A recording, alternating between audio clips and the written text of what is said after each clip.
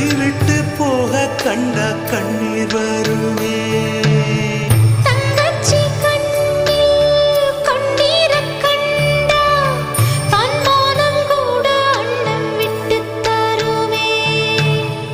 பந்தத்தை மீறி போக சக்தி இல்லையே. பாசத்தை பங்கு போட பட்டா இல்லையே. வேருக்கு இழகி போச்சு வெட்டு பாறையே.